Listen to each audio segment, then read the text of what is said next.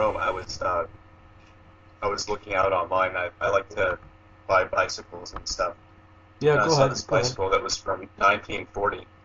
I thought, oh, that's pretty cool, So I went out and picked it up, and the guy told me, this was a Nazi bicycle. And I thought, wow, that's weird. It's like the first Nazi item I've ever owned. I thought that was pretty creepy. And then someone on my video had posted a comment. He put a link to like something about the Nazi history of Pope Francis. Oh, that's pretty weird, man. Here's the first Nazi item I've ever owned. I just brought it inside of the house.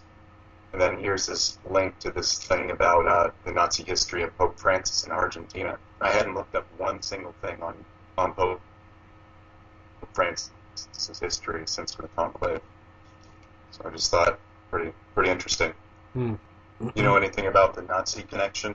Oh, definitely. I mean, the Jesuits. Well, of course, yes. I mean, if you go into the history of the Nazis, obviously it began with the Social Workers' Party, of course, with Adolf Hitler, and he was sent by the army to infiltrate this organization. Yeah. Obviously, it was overseen by the Masonic Field Society, and then you find that Adolf Hitler actually met with Cardinal Pacelli, later to become Pope Pius, long before the Concordat, long before Hitler by Cardinal Pacelli. He was the one that controlled him. And then you find Hitler, he wasn't present there, just to be correct, but you find this Concordat with von Papen, and you find Cardinal Pacelli there, and even Pope Paul, bringing Hitler to power. That's what brought Hitler to power. At the same time, they're controlling fascism with Mussolini, they're raising up Stalin, they're controlling all sides. But in regards to Nazism and the Black Pope and the Jesuit provincials in Germany, arm of the Catholic Church, it's the same with communism.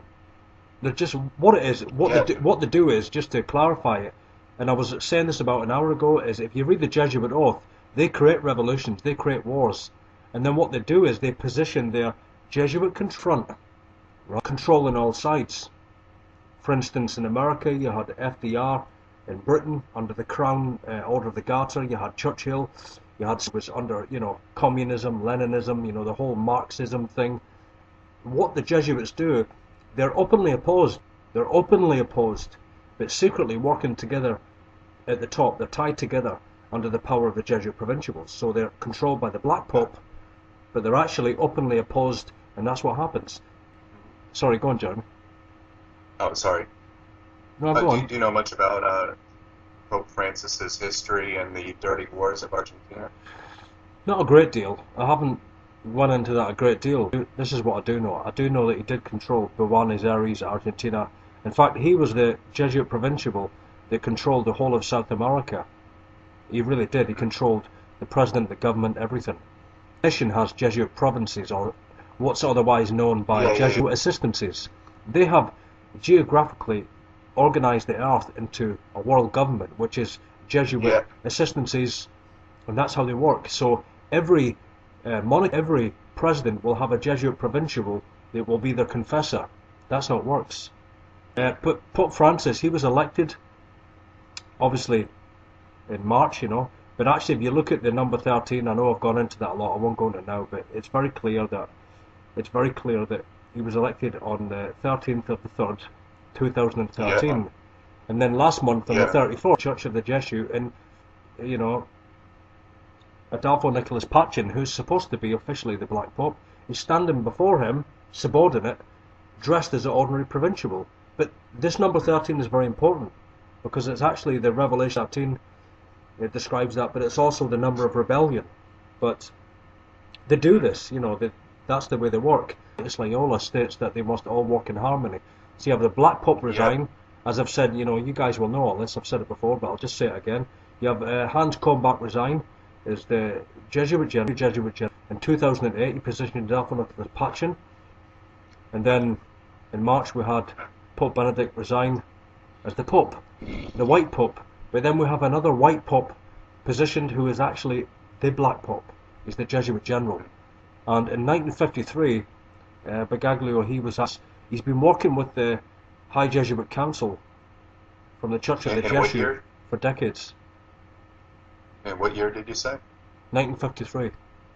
33, huh? 1953. That's when he was brought into the Society of Jesus. Right. And but he's been working with the Jesuit Council for decades, with Hans Kovenbach. Adolfo Nicholas was really there. Yeah, they all know each other, definitely. Of course they do, absolutely they do. There's many generals, there's not just one Jesuit general. There's many generals. Today we have three at the top. Hans Kovenbach is pulling the strings, in the sense that he's overseeing what's happening here. But you have Adolfo Nicholas, he controls the Curia, the Jesuit alumni universities, that's as high as he goes. Above him is Pope Francis himself. And Pope Francis is the one that is actually the Black Pope. He is the Jesuit Superior General coming forth as the White Pope. You see, the Black Pope has always had the control secretly for generations. So it's obvious that he's going to come forth, he's going to come out front. He's always had the power. So when you have, for instance, Joe Biden, standing before Pope Francis, they're showing open subordination to the Black Pope for the first time in history. But of course we're talking about 99% of the people on this planet will never know that. They will not know that. How they've done this. It's very shrewd, it's very, very devious, but they've actually positioned the Black Pope to be the first Pope, who's the White Pope, in that sense. And something I don't understand is, like, how do they, how do they control the entire world? I mean, like how does their network work? I mean, does every government have to come and submit what they want to do to the Black Pope? I mean, how do they, in practicality, how do they carry things out? Right. Well, Can I just jump in here for 1 quick second? Of course you can. Yeah. Yeah. Right. Carrie. One thing that always bothered me was 2005 when I think it was when John Paul II died. And I always thought to myself, this is fascinating. And I remember partly watching his funeral, and I thought, why the whole presidents of all the world, it's from Saudi Arabia, America, I mean, you name it, from all over the world, every leader sent a president or a dictator or whoever it was.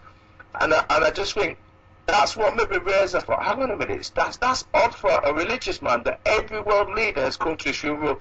Just type it on any YouTube channel. Yeah. It sounds a bit loud on this. Type in on YouTube John Paul II's funeral and just watch how many leaders went to that funeral, and that'll just show you so much. Well, this will actually answer exactly what Bridget said, and I'll answer this. Okay, with the Vatican, you have this control, which is, I think the best way to answer this is to talk about the monarchies first. You have the Black Pope, who's in control of the world government, but then you have the monarchies. You have King John Carlos of Spain. He controls what's called, I'll talk slower, just bear with me guys, but I will explain the structure here, how it really works. Okay. The monarchies are under the Jesuit General. You have the Crown of Britain, you have Prince Charles, you have Queen Elizabeth, you have the Duke of Kent, they oversee the Order of the Garter, Order of the Bath. Under that you have the politicians, right? But then he's head of what's called the Order of the Golden Fleece. The Order of the Golden Fleece controls Europe. Alan, you're not talking slow. Right. Okay, sorry. Right. King John I can't help it, it's just the way I am. I'll try and slow down, right? I need to slow down. In Europe, you have King John Carlos of Spain. He is the one that controls Europe. It's not Herman van Rompuy. It's actually King John Carlos. He comes from the house there. Nicolas Sarkozy, the previous French president, into the Order of the Golden Fleece. And you will find also that from what's called the HEC, it's the highest Jesuit alumni university in France. It's the highest. And he's under the power also of King John Carlos of Spain. King John Carlos is the one that is actually ruling over Europe. And he's a Knight Templar, because that's who the Jesuits are. He's a Knight of Malta. He's also a Knight of the Equestrian Order. And so really, he's at the top. And so what I'm saying is, the royal bloodlines, they're above the black nobility, as in the Rothschilds, for instance. They're above them. They're above the politicians. They're at the top, the Jesuit General. This is what's called the Holy Alliance. The Jesuits made this... How do you, do the... You see, okay, the Jesuits made this alliance with the monarchies hundreds of years ago for them to remain in power, but they do it in secret. For instance, in Great Britain, when you look at Parliament and you look at the House of Lords, I think the call's gone here, is it? I came back on. Yeah, like dropped out. Yeah, I think that a few people have dropped out. I'll have to call them back in. Oh, George is there. Yeah. You dropped out for like 20 seconds or something. Okay. Jerry, can you tell when Delroy is his connection? It's coming through on Alan's line for me, and it's just kind of distorting things. Do you notice that? Are you talking to me? Yeah. I noticed I heard a bit of echo now and then, but I think that can be mitigated by people wearing headsets, because maybe there's some feedback that's coming back through the speakers, and extra ambient noises from the feedback is consuming bandwidth and could be disrupting the call. I don't know. Yeah. I just didn't know if it was a location thing or what, but it was everything is clear until certain areas jump on. So I think everyone's in now. I think Delroy, Jorg, Bridget, yeah, I'm still there. Right. Jorg, are you here? Bridget? Yeah, I'm here. Okay, I think Jorg will come in soon. So I don't want to go on. I don't want to go on too long. I'll just finish off what I was saying about the monarchies. If you look at, you've got King John Carlos that governs Europe, but also if you look at, for instance, the Middle East and Saudi Arabia, you have King Abdullah II. He was sent to the British Crown. Yeah.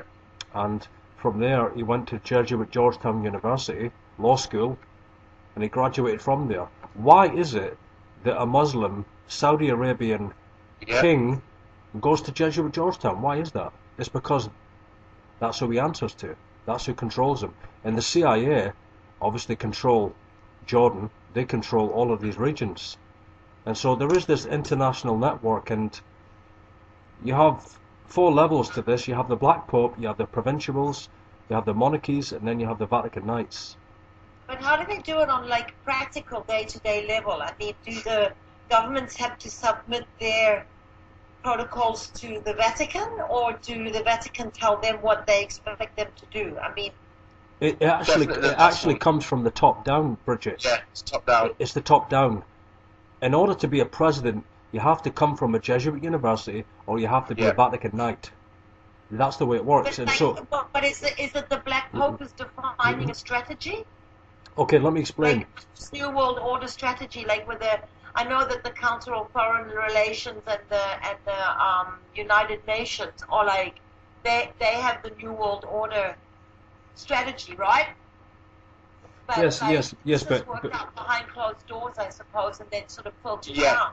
Well, what I was going to say actually answers your question in the sense that, the Jesuits control all of the organisations. They create the organisations. They created the Royal Institute of International Affairs, that's Chatham House in Britain. That controls Westminster, it controls the House of Lords. In the United States of America, you have the Council on Foreign Relations, but of course the real government is actually Jesuit Georgetown University. Yeah. So in America, for instance, the only way to be positioned is actually to be from a Jesuit university or be a Vatican Knight. And so what I'm saying is, banks, Alan. Yes. Who runs the Federal Reserve? Oh, let me answer though. I'll answer that, but I'm actually bringing a conclusion to the last question. Right? You see, it's not a case of infiltration. The Vatican created all of these organisations, and so the only way to actually have a position, even in, just bear with me, I'll explain it.